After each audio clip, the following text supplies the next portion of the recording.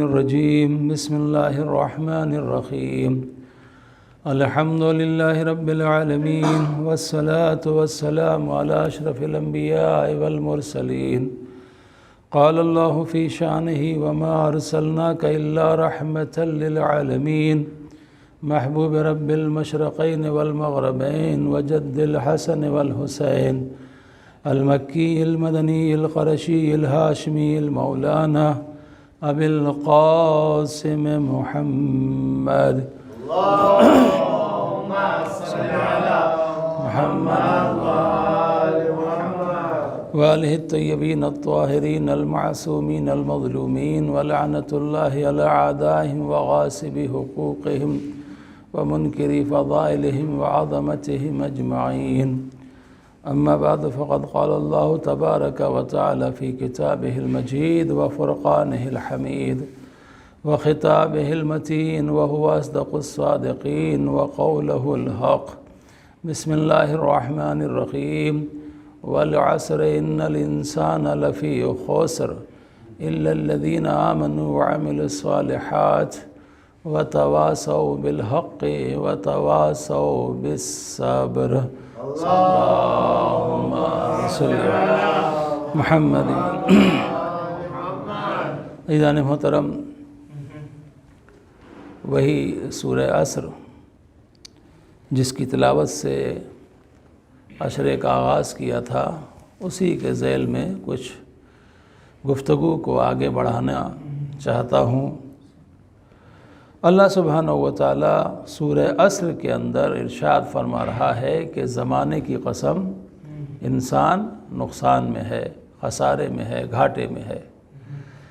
اِلَّا الَّذِينَ آمَنُوا وَعَمِلُوا الصَّالِحَاتِ، سوائے ان لوگوں کے کہ جو ایمان لائے ہیں اور نیک اعمال انجام دیتے ہیں۔ وَتَوَاصَوْا بِالْحَقِّ وَتَوَاصَوْا بِالصَّبْرِ، اور حق کی وصیت کرتے ہیں اور صبر کی وصیت کرتے ہیں۔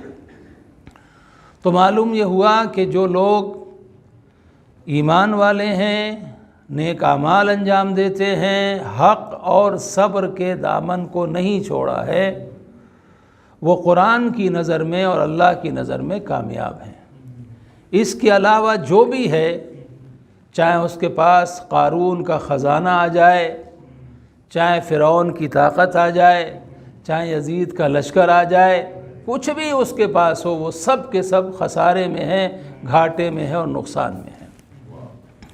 لہٰذا ہمیں اپنے ایمان کو مضبوط، مستحکم، محکم کرنا چاہیے کہ کوئی انسان ہمیں بہکا نہ سکے، برگلا نہ سکے، شیطان ہمارے اوپر قابو نہ پا سکے۔ اس لیے کہ وہ ہمیشہ کوشش کرتا ہے کہ مومن کے ایمان میں کچھ خلل پیدا کر دے، ڈاؤٹس کریٹ کر دے، شکوک پیدا کر دے۔ جہاں شک کا بیج پڑ جاتا ہے، وہاں پر انسان کے لیے خطرہ ہی خطرہ پیدا ہو جاتا ہے۔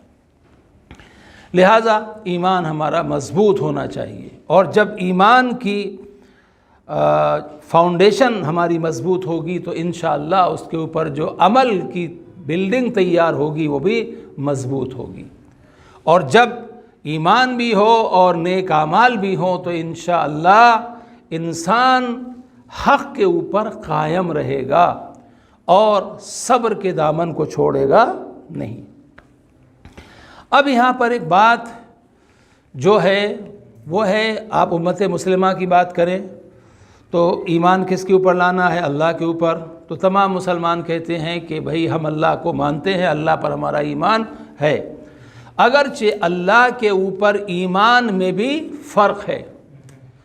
کچھ لوگ ایسے ہیں جو یہ کہتے ہیں کہ ہم اللہ سبحانہ و تعالیٰ کو دیکھیں گے، اور کچھ لوگ یہ ایسے ہیں جو یہ کہتے ہیں کہ اللہ سبحانہ و تعالیٰ کو دیکھنا ممکن نہیں ہے، نہ دنیا میں اور نہ آخرت میں۔ جب اللہ سبحانہ و تعالیٰ کے نور کی تجلی کو حضرت موسیٰ علیہ السلام برداشت نہ کر سکے تو کوئی انسان اس کی تجلی کو کیا برداشت کرے گا؟ اور وہاں وجود کا تو ہونا امکان ہی نہیں ہے کہ اللہ سبحانہ و تعالیٰ کا کوئی وجود ہو، اس کا کوئی جسم ہو کہ اس کو ہم دیکھیں کہ اس کی شکل کیسی ہے، اس کی صورت کیسی ہے۔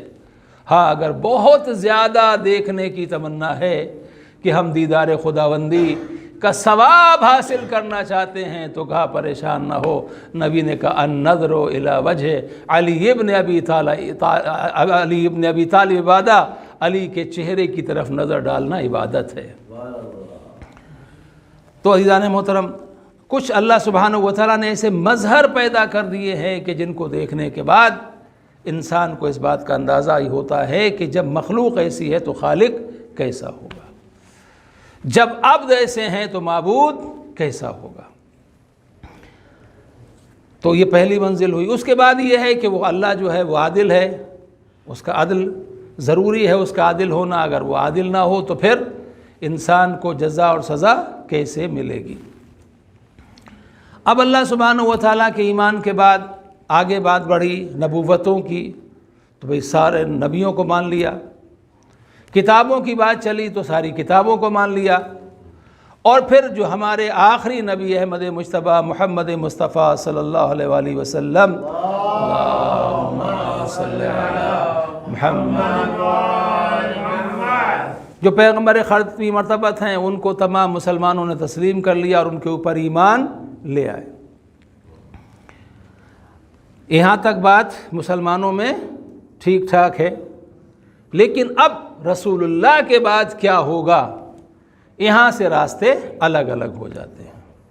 کچھ لوگ یہ کہتے ہیں کہ رسول اللہ نے امت کو ایسے ہی بے سہارا چھوڑ دیا کہ ٹھیک ہے تم جس کو چاہو بعد میں منتخب کر لینا، چن لینا، بنا لینا جو تمہیں ضرورت لگے۔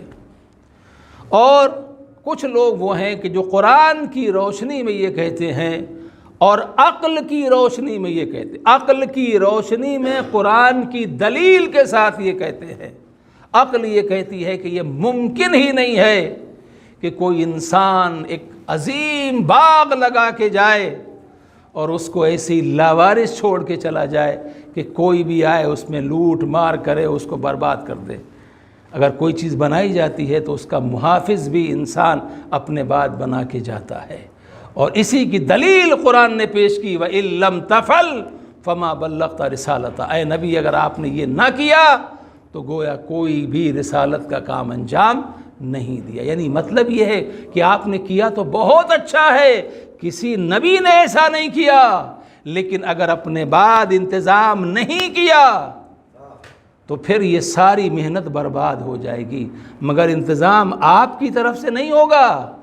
یا ایھا الرسول بلغ، اے نبی پہنچا دیجئے ما انزل الیک من ربک، جو آپ کے رب کی طرف سے آپ کے اوپر نازل ہوا ہے۔ یعنی آپ کو بنانا نہیں ہے، آپ کو صرف اعلان کرنا ہے کہ اللہ کے حکم سے میں اسے اپنا جانشین بنا رہا ہوں۔ اور پھر جب نبی نے کہہ دیا من کنت مولاہ فہذا علی مولا، جس کا میں مولا ہوں اس کا یہ علی مولا ہے، تو پھر پروردگار عالم نے اس کے بعد اسلام کو تکمیل کیا، سرٹیفکیٹ دے دیا، اور یہ کہا کہ آج تمہارا دین تمہارے لیے مکمل ہو گیا، نعمتیں تمام ہو گئیں، اور اللہ سبحانہ و تعالیٰ دین اسلام سے راضی ہو گیا۔ صلوات پڑھیں محمد و آل محمد پر۔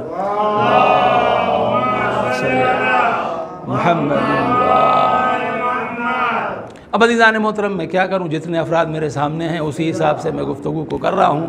مجھے نہیں معلوم کہ اتنی تاخیر سے ہونے کے بعد بھی مومنین ابھی تک کیوں نہیں آئے ہیں اور کس وقت آنا چاہتے ہیں۔ بہرحال جو آئے ہیں میں انہیں انشاءاللہ محروم نہیں کروں گا، اپنی طرف سے کوشش کروں گا۔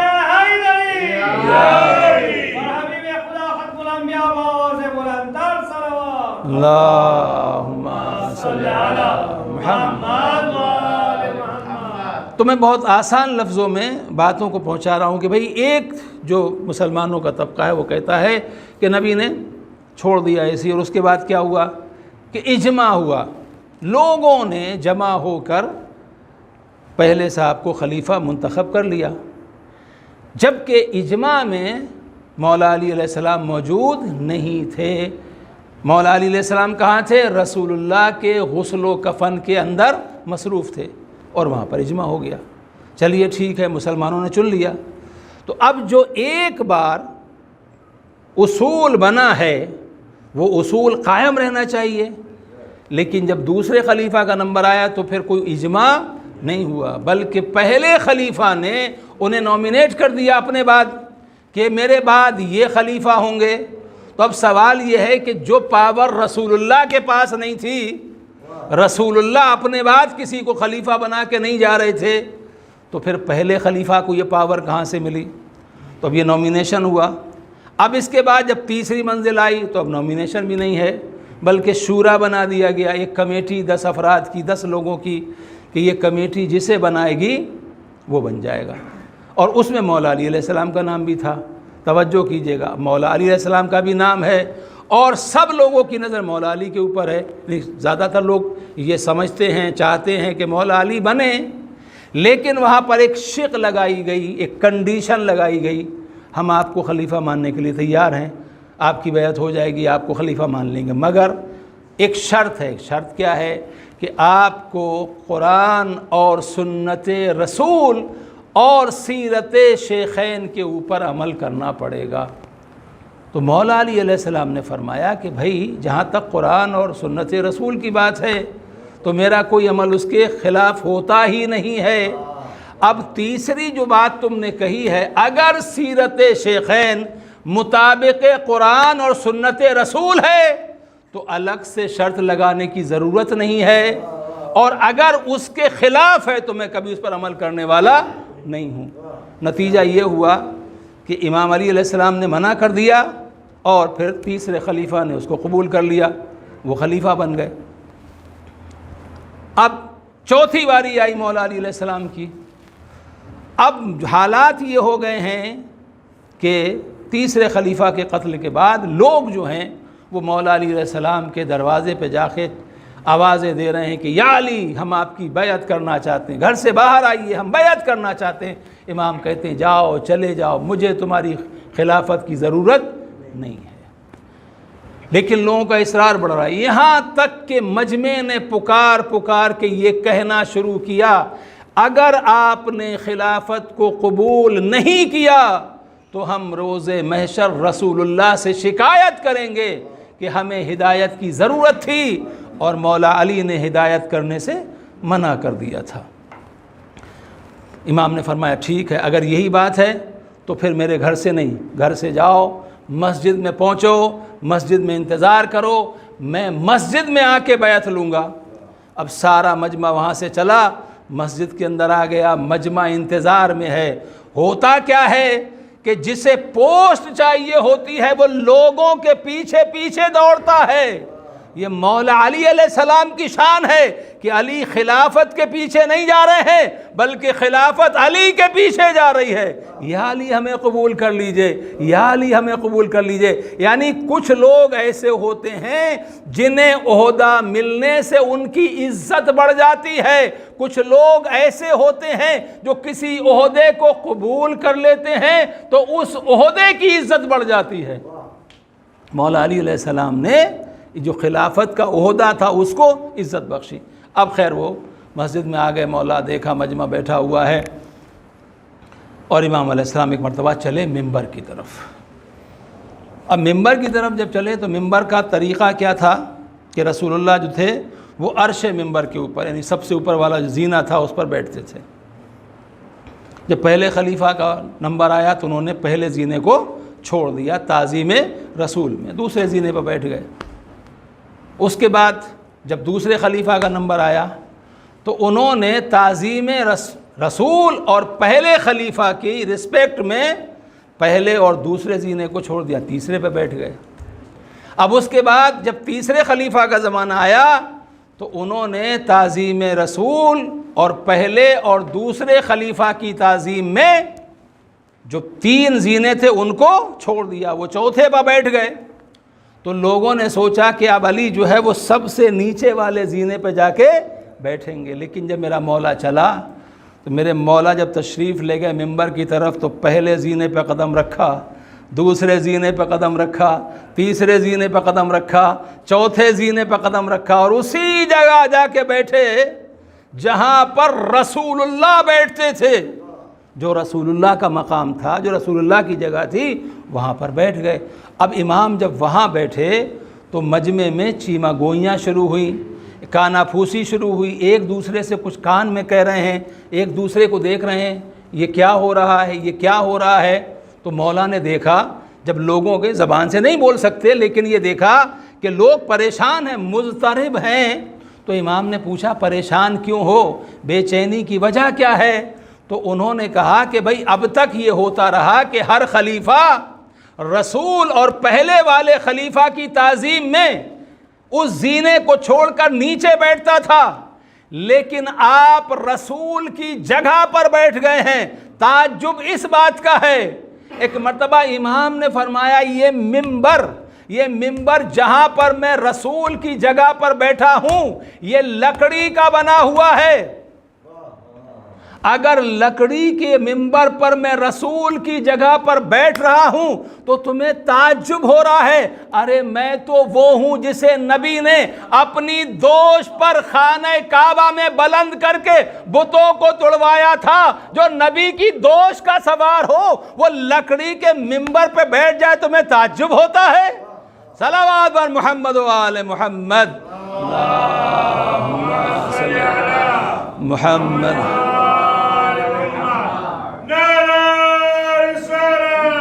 یا رسول اللہ،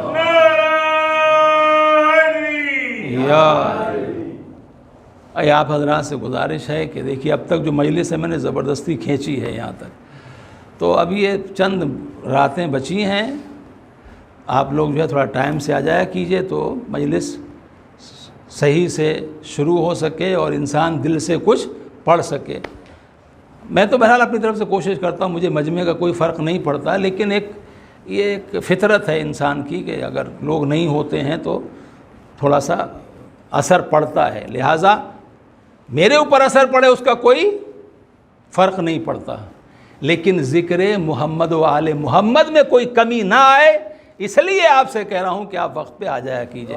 صلوات بر محمد و آل محمد، اللہم صلی علی محمد۔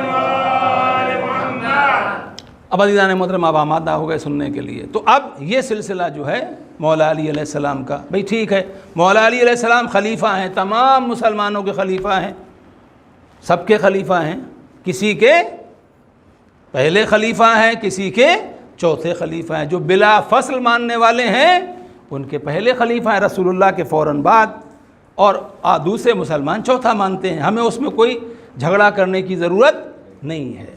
بہرحال ہمارا جو عقیدہ ہے میں نے عرض کیا وہ عقل کے اعتبار سے بھی، قرآن کے اعتبار سے بھی، احادیث پیغمبر کے اعتبار سے بھی ضروری ہے کہ رسول کے بعد امیجیٹلی رسول کا کوئی ایسا جانشین ہونا چاہیے کہ جس کا علم رسول کے علم سے ملتا ہو، جس کا حلم رسول کے حلم سے ملتا ہو، جس کی شان رسول کی شان سے ملتی ہو، جس کا کرم رسول کے کرم سے ملتا ہو، جس کا حسب رسول کے حسب سے ملتا ہو، جس کا نسب رسول کے نسب سے ملتا ہو، جو ایسا ہو جس کے لیے نبی کہیں، جب جبریل کہیں کہ یا رسول اللہ بھائی ہو تو ایسا، ناصر ہو تو ایسا، مددگار ہو تو ایسا، تو نبی کہیں کیوں نہ ہو، علی مجھ سے ہے اور میں علی سے ہوں، جس کی یہ شان ہو۔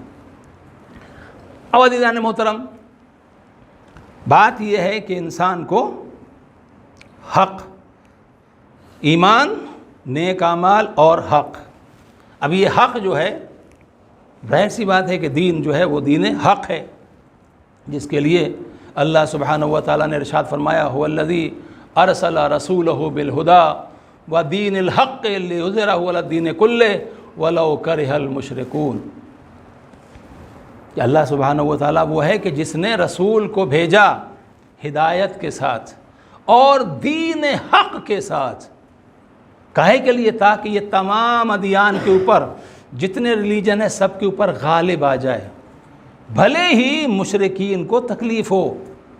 تو یہ دین غالب کس چیز سے آئے گا؟ ہدایت سے، گائیڈنس سے، اور چونکہ یہ دین حق ہے اس کی حقانیت کے سامنے کوئی ٹھہر نہیں سکتا۔ اب چونکہ شب جمعہ ہے، میں آپ حضرات کے ذہن کو کسی اور منزل پہ لے جانا چاہتا ہوں۔ جب کسی کا انتقال ہوتا ہے اور تلقین پڑھتے ہیں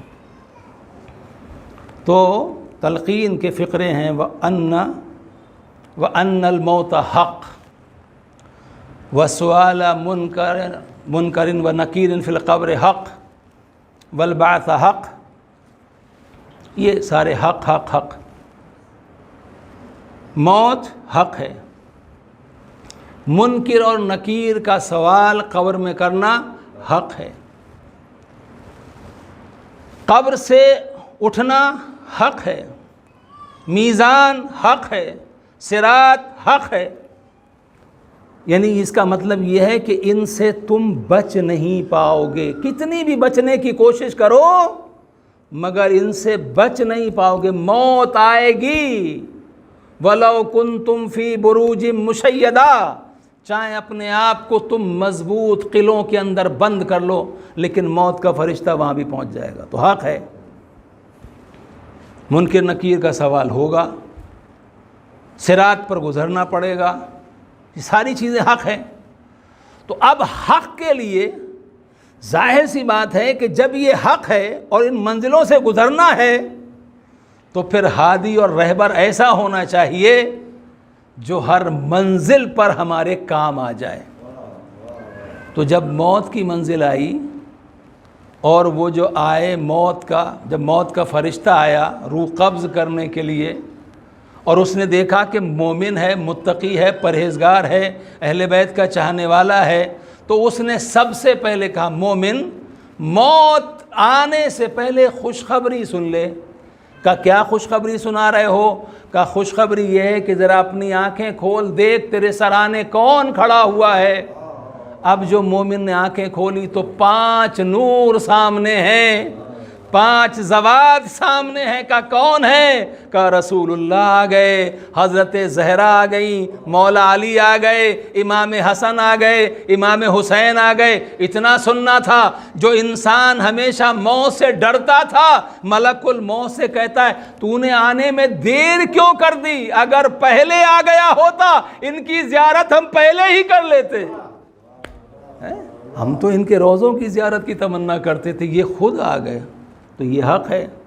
قبر کی منزل آئی، مولا علی علیہ السلام آ گئے۔ صراط کی منزل آئی، پل صراط بہت سخت منزل ہے، پل صراط بہت سخت منزل ہے۔ نبی نے فرمایا ہے کہ بال سے زیادہ باریک، تلوار کی دھار سے زیادہ تیز، اور نیچے جہنم کی آگ، اور اس پہ سے گزرنا ہے، بڑی سخت منزل ہے۔ لیکن مولا نے کہا گھبراؤ نہیں، تم ہمیشہ ہمیں یاد کرتے تھے، ہمیشہ بلاتے تھے تب ہم آتے تھے، آج ہم بغیر بلائے آ گئے ہیں۔ مامون رشید نے امام رضا علیہ السلام سے کہا کہ آپ لوگوں کا عقیدہ یہ ہے، آپ لوگ یہ کہتے ہیں کہ مولا علی علیہ السلام قسیم النار والجنہ ہیں، جنت اور جہنم کو تقسیم کرنے والے ہیں۔ تو امام نے کہا ہاں بالکل ہمارا عقیدہ ہے۔ تو کہا جب عقیدہ ہے تو کوئی دلیل بھی ہونی چاہیے۔ امام نے کہا دلیل بھی ہے۔ کہا دلیل کیا ہے؟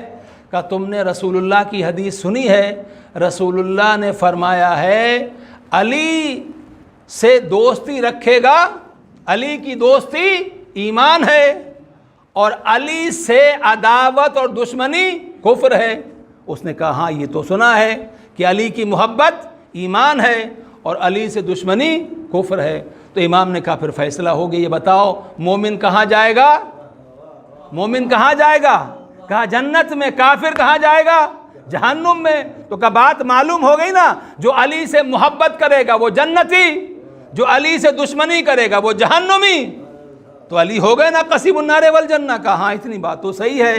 کوئی شخص وہاں پر بیٹھا ہوا تھا، اس نے سنا امام رضا علیہ السلام جب باہر نکلے دربار سے تو اس نے امام علیہ السلام سے کہا کہ آپ نے بہت اچھا جواب دیا ہے، آپ کی دلیل بہت مضبوط تھی، کہ مامون کے پاس کوئی جواب نہیں تھا۔ امام نے فرمایا یہ دلیل تو مامون جیسوں کے لیے تھی، ورنہ حقیقت کچھ اور ہے۔ کہ حقیقت کیا ہے؟ کہا میرا دادا علی پل صراط پر کھڑا ہوگا، اب جو بھی شخص گزرے گا صراط سے علی اس کے چہرے کو دیکھیں گے، اور اس کے بعد چہرے کو دیکھنے کے بعد جب دیکھیں گے اپنا والا ہے کہیں گے ھذا لی، یہ میرا ہے۔ جب دیکھیں گے اپنا نہیں ہے کہیں گے ھذا لک، یہ تیرا ہے۔ جسے میرا کہہ دیا وہ جنت میں جائے گا، جسے تیرا کہہ دیا وہ جہنم میں جائے گا۔ یہ ہے قسیم النار والجنہ، انگلی کا اشارہ، یہ تیرا یہ میرا۔ تو مولا علی علیہ السلام جو ہے صراط پہ بھی کام آ گئے، میزان پہ بھی مولا نے کہا میزان پہ بھی آؤں گا، ہر مشکل میں آؤں گا۔ ارے بھائی اب بتائیے اس علی کو ہم کیسے چھوڑ دیں کہ دنیا میں جب بھی کوئی مشکل آتی ہے پکارتے ہیں تو مدد کو آ جاتے ہیں، موت کی مشکل آئی تب بھی آ گئے، قبر کی مشکل آئی تب بھی آ گئے، میزان کی منزل آئی تب بھی آ گئے، صراط کی منزل آئی تب بھی آ گئے، جنت میں جانے کی بات آئی تب بھی لے کے چلے گئے۔ جو دنیا میں بھی کام آ رہا ہو آخرت میں بھی کام آ رہا ہو اس کی محبت کو کیسے چھوڑا جا سکتا ہے؟ صلوات بر محمد و آل محمد محمد۔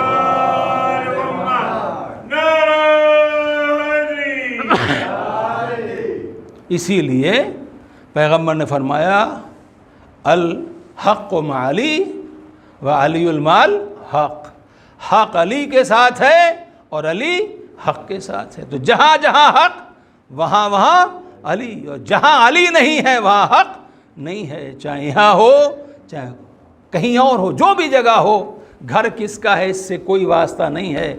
جہاں علی ہیں وہاں حق ہے، جہاں علی نہیں ہے وہاں حق نہیں ہے۔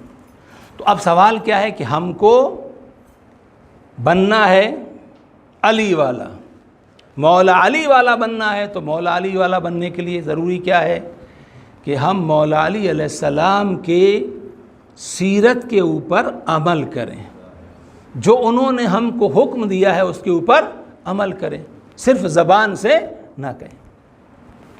عزیزان محترم، پیغمبر اکرم صلی اللہ علیہ وآلہ وسلم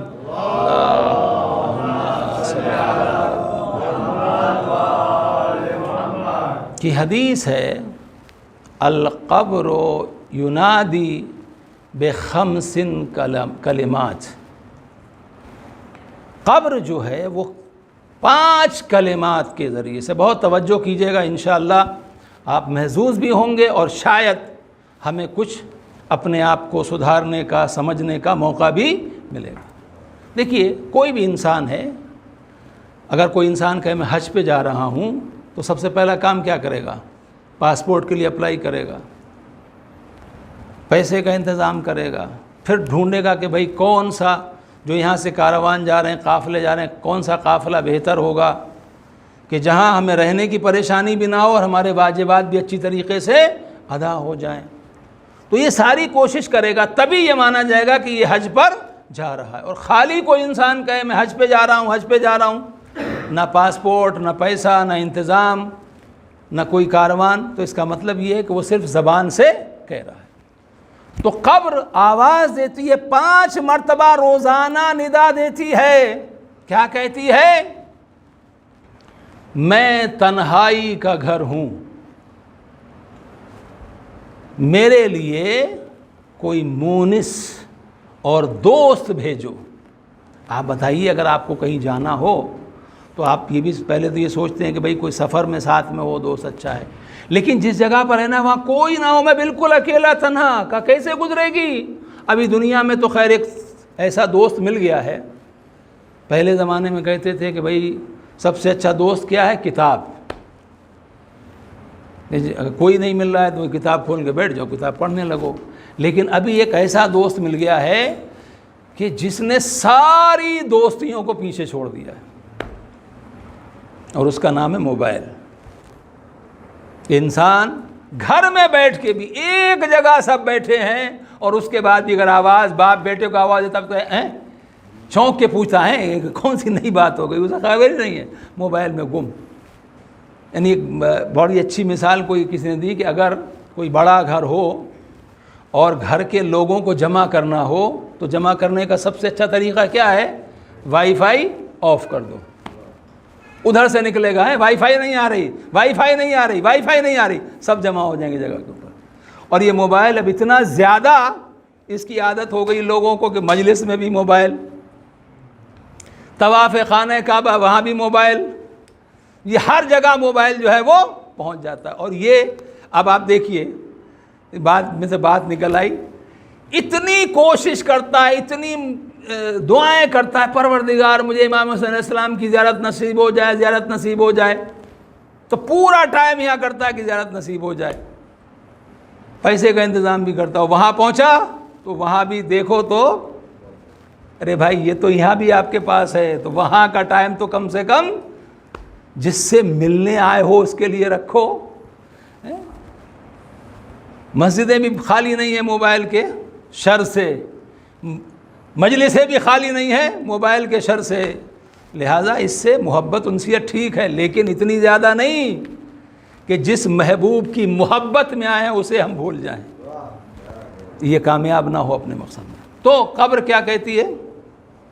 مونس بھیجو پہلے سے، قبر میں آنے سے پہلے اپنا ساتھی بھیج دو تاکہ جب قبر کے اندر آؤ تو تنہائی سے وحشت نہ ہو، پریشانی نہ ہو. دوسرا، میں اندھیرا گھر ہوں، میرے لیے روشنی بھیجو. اگر انسان لائٹ چلی جائے تھوڑی دیر کے لیے بے چین ہو جاتا، اندھیرے میں نہیں رہ سکتے، اور وہ قبر کی منزل ہے، وہاں کوئی روشنی نہیں ہے، تو کہا پہلے سے انتظام کر کے آؤ تاکہ تکلیف نہ ہو، روشنی بھیجو. کہا میں مٹی کا گھر ہوں اور تمہاری عادت ہے بہترین میٹریس کے اوپر، گدوں کے اوپر سونے کی، لہذا بستر کا انتظام کرو. میں سانپ اور بچھو کا گھر ہوں، لہذا میرے لیے تریاق کہتے ہیں جو پوائزن کے اثر کو کاٹ دے، ختم کر دے. تریاق بھیج دو پہلے سے تاکہ تمہیں پریشانی نہ ہو. میں فقر و فاقہ کی جگہ ہوں، کچھ نہیں ہے یہاں پر، لہٰذا میرے پاس پہلے سے خزانہ بھیج دو تاکہ تم وہاں پر خالی ہاتھ نہ ہو. راوی کہتا ہے میں نے سنا تو میں نے رسول اللہ سے پوچھا، یا رسول اللہ آپ بتائیے وہ کون ہے جو قبر میں ہمارا مونس ہو سکتا ہے، دوست ہو سکتا ہے، جسے ہمیں پہلے سے بھیجنا چاہیے؟ پیغمبر نے فرمایا تلاوت القرآن، قرآن مجید کی تلاوت. یہ قرآن کی تلاوت کرو گے، قبر کے اندر قرآن تمہارا ساتھی ہوگا، تمہارا مونس ہوگا، تمہارا دوست ہوگا. لہٰذا قرآن مجید سے دنیا میں انس پیدا کرو، محبت پیدا کرو تاکہ قبر میں تنہائی محسوس نہ ہو. کہا اندھیرا گھر ہوں، روشنی بھیجو. تو روشنی کون سی ہو سکتی ہے؟ کوئی ہے طریقہ روشنی بھیجنے کا؟ پیغمبر سے پوچھا آپ بتائیے. ومن نور، وہ کون سا نور ہے جو قبر کے اندر کام آئے گا؟ نبی نے فرمایا صلاۃ اللیل، نماز شب. نماز شب پڑھو گے قبر کے اندر، یہ نماز شب جو ہے روشنی پیدا کرے گی، تمہیں اندھیرا محسوس نہیں ہوگا. کہ رسول اللہ پھر یہ بتائیے کہ وہ جو مٹی کا گھر ہے وہاں کے لیے بستر کیا چیز ہو سکتی ہے؟ کون سا فرش ہوگا جو وہاں پر بستر بن جائے ہمارے لیے؟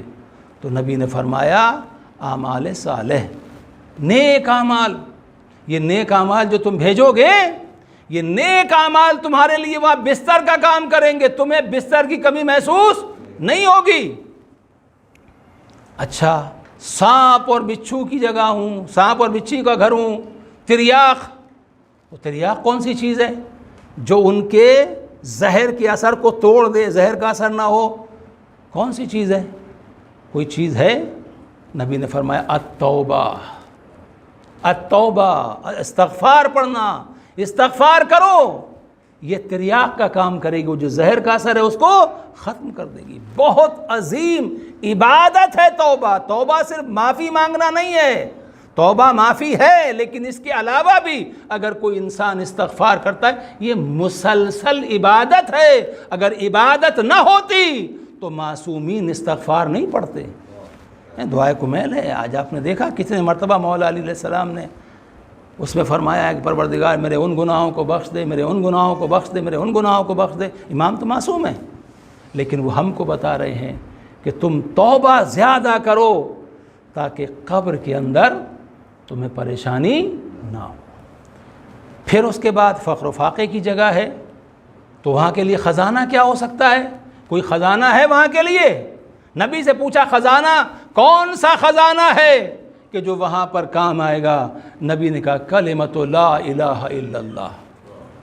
لا الہ الا اللہ کو کثرت کے ساتھ پڑھو۔ یہ جو تم لا الہ الا اللہ پڑھو گے تمہارے پاس اتنا خزانہ ہو جائے گا، تمہارا اعمال نامہ اتنا وزنی ہو جائے گا کہ تمہیں کوئی تنگ دستی، کوئی کمی محسوس نہیں ہوگی۔ کم سے کم 100 مرتبہ روزانہ انسان کو لا الہ الا اللہ کا ورد کرنا چاہیے، روزانہ کرنا چاہیے، اور اس کے بہت سارے فائدے ہیں۔ اگر میں فائدے گنانے لگوں گا تو پھر مجلس زیادہ طولانی ہو جائے گی۔ عزیزان محترم، تو یہ انتظام ہیں کہ جو ہم کو کرنے چاہیے۔ ایک صلوات پڑھیں بلند آواز سے، اللہم صلی علی محمد۔ تو عزیزان محترم، یہ نیک اعمال جو ہیں ہمیں اپنی آخرت کی تیاری خود سے کرنی چاہیے۔ تیاری کیا کرنی ہے وہ رسول اللہ نے بتا دیا کہ کیا کیا آپ کو کرنا ہے، ان کاموں کو کرو، اور باقی واجبات جو تو ادا کرنے ہی کرنے ہیں۔ اور عزیزان محترم، چونکہ اب یہ محرم ہے اور اب عاشور یہ قریب ہے، کل شب عاشور ہوگی انشاءاللہ، تو ایک بات ہدیہ کر دوں آپ کی سماعتوں کے، اور اس کے بعد پھر مصائب کی منزل میں آ جاتا ہوں۔ وہ ہے زیارت امام حسین علیہ السلام۔ یہ بہت بڑی نعمت ہے اللہ کی کہ امام حسین علیہ السلام کی زیارت پڑھی جائے۔ کوئی سی زیارت بھی، آپ مختصر زیارت، اگر آپ کے پاس وقت نہیں مختصر زیارت پڑھ لیں، زیارت وارثہ قریب سے بعید کہیں سے ہی پڑھی جاتی ہے، لیکن ایک زیارت ہے جسے کہتے ہیں زیارت عاشورہ، آپ لوگ سب جانتے ہیں اس کے بارے میں۔ اور یہ زیارت عاشورہ جو ہے یہ خاص طور سے مومنین کے لیے ہے کہ جب کوئی مصیبت، کوئی تکلیف، کوئی پریشانی آ جائے تو اس زیارت کو پڑھو۔ ویسے بھی پڑھا کرو، ویسے بھی وہ آپ لوگوں نے سنا نا، بہت مشہور ہے، آغا بہجت نے جب اپنے استاد کو خواب میں دیکھا اور ان سے پوچھا کہ استاد آپ کو کچھ اب محسوس ہوتا ہے کہ کاش دنیا میں یہ کام زیادہ کر لیا ہوتا؟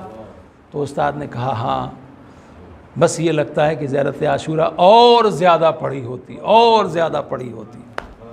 تو یہ جو ہے وہاں بھی کام آتی ہے اور یہاں کے۔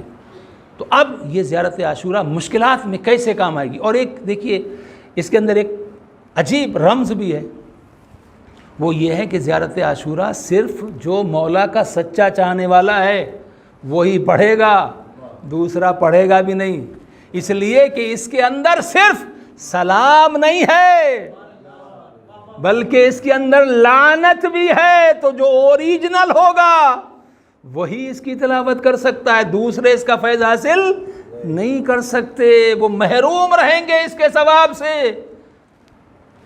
تو اب یہ زیارت عاشورہ کے لیے اصفہان کے اندر ایک بہت بڑے عالم تھے، انہوں نے روایت کی، اور انہوں نے روایت میں مطلب جس شخص نے روایت کی ہے انہوں نے کہا کہ انہوں نے منع کیا کہ میرا نام ظاہر نہ کیا جائے۔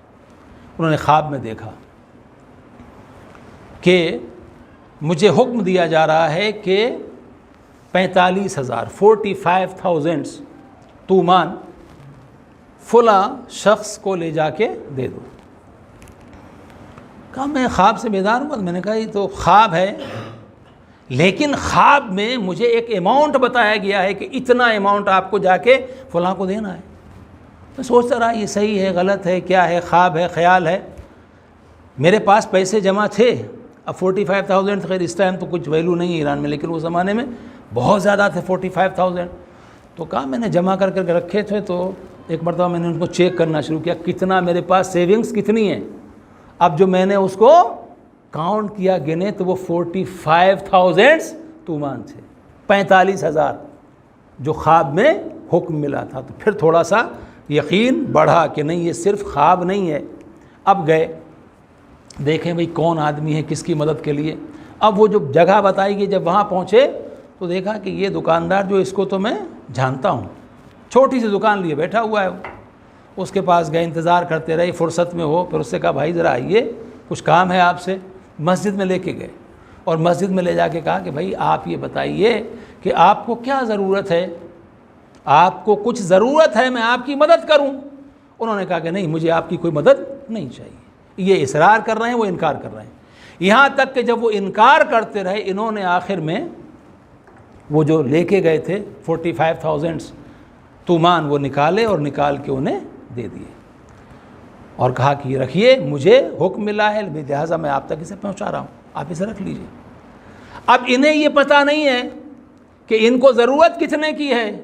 جب یہ پیسے دے دیے تو اس نے کہا کہ میں بہت دنوں سے تکلیف اور پریشانی میں تھا، لہٰذا اپنی پریشانی کے حل کے لیے میں نے زیارت عاشورہ پڑھنے کی نذر کی تھی کہ میں 40 دن تک زیارت عاشورہ پڑھوں گا. آج 40واں دن ہے، میں نے صبح زیارت پڑھی ہے اور تم میری مدد کے لیے آ گئے. مجھ کو 45,000 تومان کی ضرورت تھی. آپ توجہ نہیں کر رہے ہیں. آپ صلوات پڑھیں محمد وآل محمد. اللہم صلی محمد زندہ باد مردہ. تو 45,000 خواب میں دیکھے، جب کاؤنٹ کیے تو 45,000. جب مومن کے پاس پہنچے اس نے کہا کتنی ضرورت تھی؟ 45,000 کی. کیسے ملی؟ زیارت عاشورہ کے ذریعے سے. یعنی امام حسین نے بتایا کہ اگر دل سے تم میری زیارت پڑھو گے تو تمہیں کسی کے دروازے پر مدد طلب کرنے کی ضرورت نہیں پڑے گی، مدد خود چل کے تمہارے دروازے پر پہنچ جائے گی. مدد خود پہنچ جائے گی، تمہیں کسی سے مانگنا نہیں پڑے گا. حسین کے فقیر بن جاؤ، پھر کسی کے سامنے ہاتھ پھیلانے کی ضرورت نہیں ہوگی. لیکن عزیزان محترم، اب اس میں کچھ شرائط بھی ہیں. شرائط یہ ہے کہ زیارت کو زیارت کی طریقے سے پڑھا جائے، باوضو ہو کے پڑھا جائے، توجہ کے ساتھ پڑھا جائے. جب سلام پڑھیں، اگر لان پڑھ رہے ہیں تو اگر کھڑے ہونے میں زحمت بیٹھ جائیں، لیکن جب سلام پڑھ رہے ہیں تو کھڑے ہوئے ہوں اس وقت، اور پوری توجہ جو ہے امام حسین علیہ السلام کی طرف وہ محسوس کریں کہ ہم کس کے اوپر سلام پڑھ رہے ہیں. تو ان سب چیزوں کے ساتھ پڑھیں تو یہ ایک بہت بڑا ہتھیار ہے عزیزان محترم. اب ایمان، عمل صالح، حق، یہ حق جو ہے نا اس کا دامن کبھی چھوٹنا نہیں چاہیے. کربلا یہ قافلہ جا رہا ہے. ایک مرتبہ امام حسین علیہ السلام کی آنکھ لگی اور اس کے بعد امام علیہ السلام نے کہا انا للہ و انا الیہ راجعون. جناب علی اکبر نے سنا کلمہ استرجاع.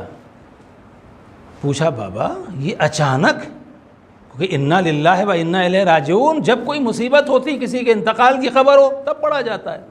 کہا بابا یہ آپ نے اچانک کلمہ استرجاع کیوں پڑھا؟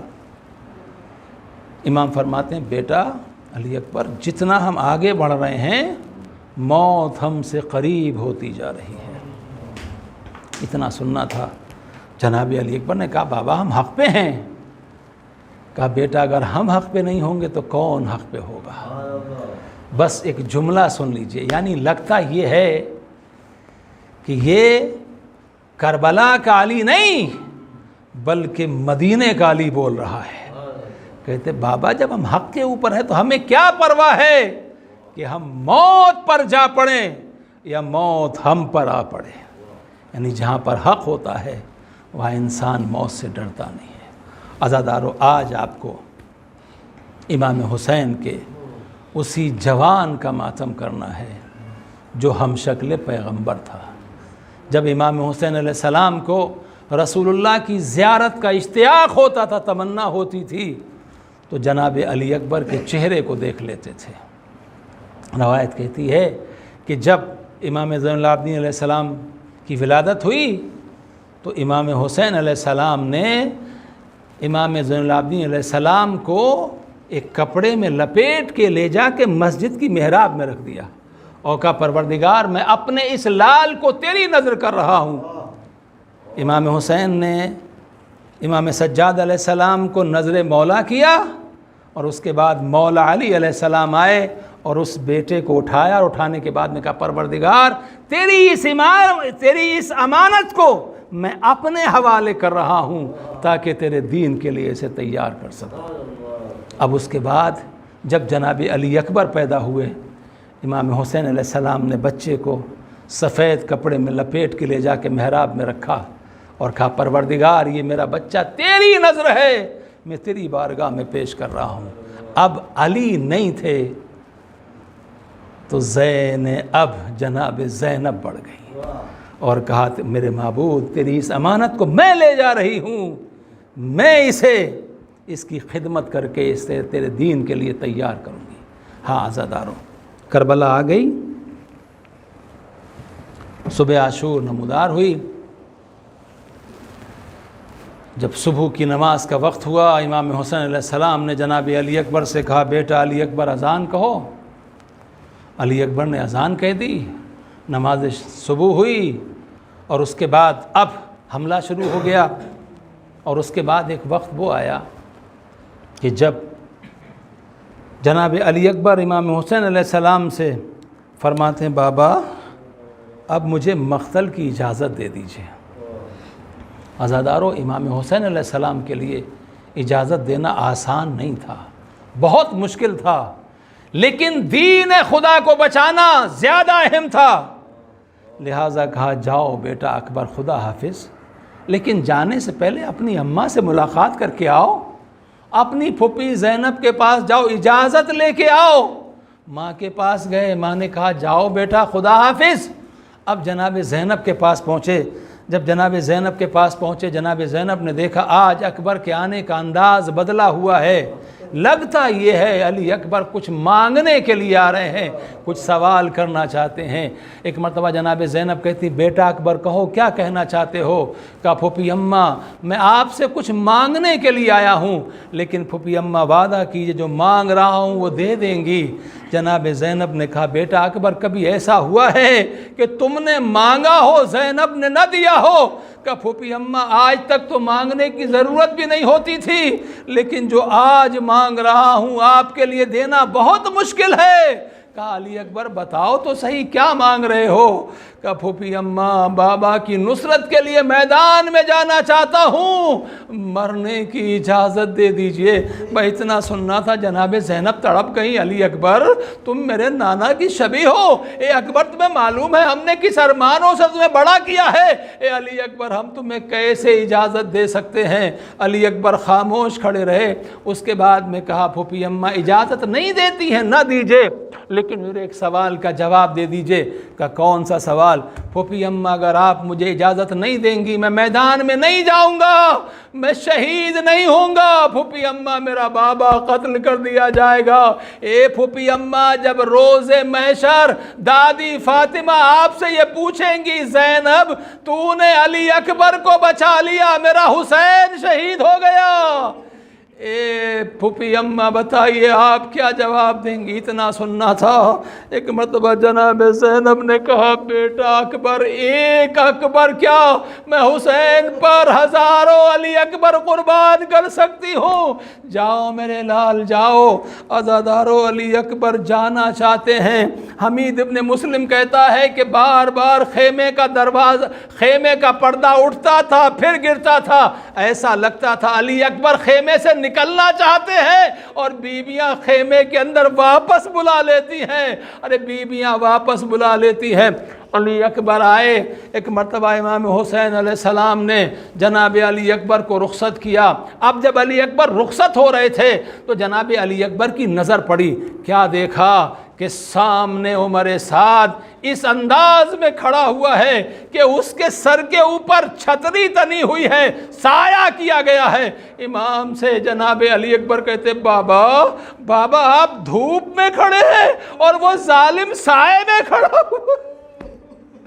بابا آپ دھوپ میں ہے، وہ ظالم سائے میں ہے، یہ کہہ کے جناب علی اکبر بڑھے حملہ کرنے کے لیے، لیکن جیسے ہی تھوڑا آگے بڑھے تھے کہ علی اکبر کو محسوس ہوا جیسے پیچھے پیچھے کوئی آ رہا ہے۔ ایک مرتبہ پیچھے مڑ کے دیکھا، کیا؟ ارے باپ کمر کو تھامے ہوئے اکبر کے پیچھے پیچھے آ رہا ہے۔ علی اکبر گھوڑے سے اترے، بابا آپ نے مجھے اجازت دے دی تھی، آپ کے حکم سے میں جا رہا ہوں، بابا پیچھے کیوں آ رہے ہیں؟ کہا بیٹا علی اکبر، کاش تم صاحب اولاد ہوتے تو تمہیں معلوم ہوتا کہ جوان بیٹے کا میدان میں جانا باپ کے لیے کتنا مشکل ہوتا ہے۔ علی اکبر جاؤ، لیکن میرے لال ایک کام کرنا کہ پیچھے مڑ مڑ کے دیکھتے رہنا۔ علی اکبر گئے میدان میں، اب جنگ شروع ہوئی۔ آزادارو، لگتا یہ ہے کہ علی مرتضیٰ میدان میں آ گئے ہیں، اور جب جنگ کرتے رہے زخمی ہو گئے۔ ایک مرتبہ علی اکبر واپس پلٹے، جب واپس پلٹ کے آئے امام آگے بڑھے، اکبر بیٹا خیریت تو ہے؟ واپس آ گئے۔ کہا بابا پیاس بہت لگ رہی ہے، اے بابا بہت پیاس لگ رہی ہے، اگر ہو سکے تو تھوڑا سا پانی پلا۔ روایت کہتی ہے امام حسین علیہ السلام جناب علی اکبر سے کہتے تھے، بیٹا اکبر میں تمہارا باپ ہوں، کبھی مجھ سے بھی مانگ لیا کرو کچھ، کبھی مجھ سے بھی کوئی سوال کر لیا کرو۔ تو جناب علی اکبر کہتے تھے، بابا مانگوں جب کسی چیز کی ضرورت ہو، پھوپھی اماں پہلے ہی دے دیتی ہے، ضرورت مانگنے کی نہیں پڑتی۔ حسین کی تمنا ہے علی اکبر کبھی کوئی سوال کرے، ارے آج علی اکبر حسین سے سوال کر رہے ہیں، بابا ہو سکے تو تھوڑا سا پانی پلا دیجئے۔ اے بابا یہ لوہا گرم ہو گیا ہے، جسم سے خون نکل رہا ہے، پیاس کی شدت ہو رہی ہے۔ عزادارو، میں آپ سے پوچھنا چاہتا ہوں، آپ کو معلوم ہے ایک عجیب مرحلہ ہے، ایک عجیب منزل ہے، جس علی اکبر کو معلوم ہے کہ میرا بھیا علی اصغر پیاسا ہے، میری بہن سکینہ پیاسی ہے، بیویاں پیاسی ہیں، وہ امام حسین علیہ السلام سے پانی کا سوال کیوں کر رہے ہیں؟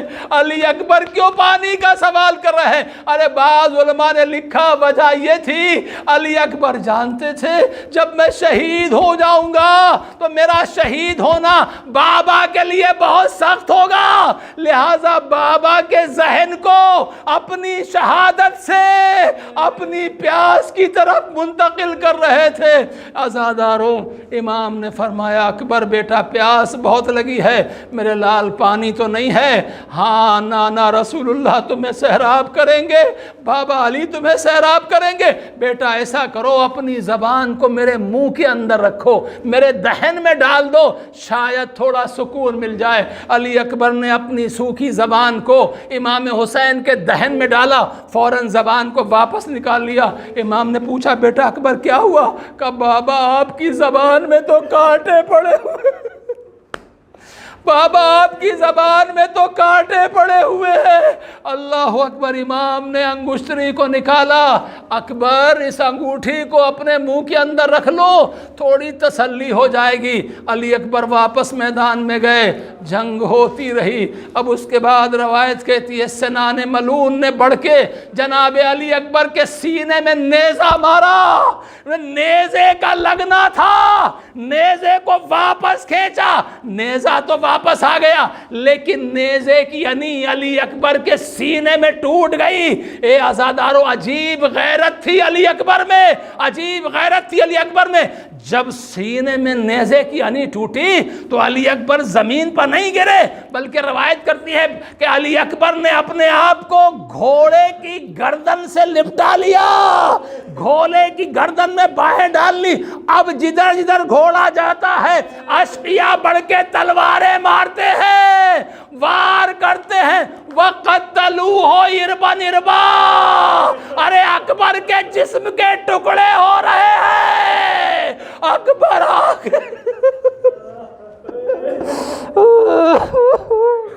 علی اکبر، اور اس کے بعد ایک مرتبہ آواز دی حسین یا بتا علیک من السلام، اے بابا میرا سلام آخر قبول کیجئے۔ امام حسین علیہ السلام چلے، روایت کہتی ہے، کہتے این علی این علی، کبھی ٹھوکر کھاتے ہیں کبھی سنبھل جاتے ہیں، این علی کہتے ہوئے آگے بڑھ رہے ہیں۔ مجھے نہیں معلوم نجف کے علی کو بلا رہے ہیں، نجف کے علی کو بلا رہے ہیں یا کربلا کے علی کو آواز دے رہے ہیں۔ ایک مرتبہ قریب پہنچے، بیٹے کو دیکھا زمین کے اوپر ایڑیاں رگڑ رہے ہیں۔ امام حسین بیٹھ گئے، یا بنیا الدنیا بعدک لفا، اے میرے لال تیرے بعد زندگانی دنیا کے اوپر خاک ہے۔ اے میرے لال اکبر، اے میرے لال اکبر، تیرا باپ کیسے صبر کرے گا؟ اس کے بعد پوچھا بیٹا کچھ کہنا چاہتے ہو؟ کہا بابا سینے کے اندر نیزے کی انی ٹوٹ گئی ہے، درد بہت ہو رہا ہے، اگر ہو سکے تو نیزے کی انی کو نکال نیزے کی انی کو نکال دیجئے۔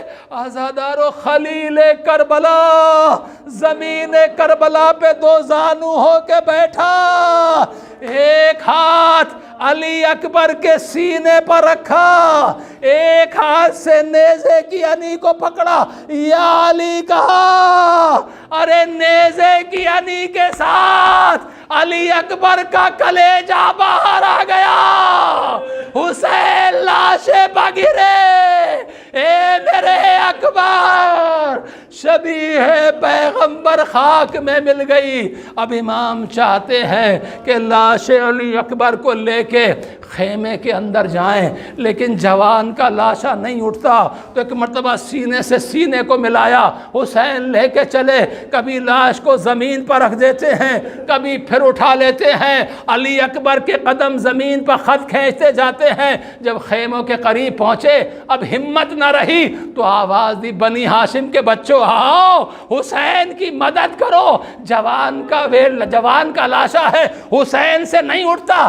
بچوں نے مدد کی، لاش اکبر پہنچی، زینب آگے بڑھی، اکبر کے لاشے کو دیکھ کر جناب زینب نے گریہ کیا۔ عزادارو اب خیمے کے اندر لاش اکبر رکھ دی گئی، بس مجلس تمام ہے، ابھی علی اکبر کا تابوت آئے گا، یہ 2-3 جملے سن لیجئے اور پھر حسین کو ان کے جوان کا پرسہ دیجئے گا۔ عزادارو لاش علی اکبر خیمے میں رکھی ہوئی ہے، بیویاں پرسے کے لیے آ رہی ہیں، اب جو بیوی بھی آ رہی ہے وہ آ کے بیٹھ جا رہی ہے، دائیں بائیں دیکھ رہی ہے۔ جناب زینب نے دیکھا سب بیویاں آ گئی لیکن بھابی ام لیلہ نہیں نہیں آئی۔ کہا علی اکبر کا پرسہ تو ماں کو دیا جائے گا نا، ماں کو دیا جائے گا۔ جناب زینب اپنے مقام سے اٹھی، جناب ام لیلہ کے خیمے میں گئی، بھابی علی اکبر کا لاشا آ گیا ہے، بیویاں پرسے کے لیے آئی ہیں، چلیے پرسہ لے لیجئے۔ ارے آپ کیوں نہیں آ رہی ہیں؟ اتنا سننا تھا۔ ام لیلہ نے کہا شہزادی بہت دیر سے خیمے کے دروازے کو دیکھ رہی ہوں، لیکن علی اکبر کی شہادت نے آنکھوں کی بینائی لے لی، خیمے کا دروازہ لیلا کو دکھائی نہیں دیتا، اکبر گزر گیا۔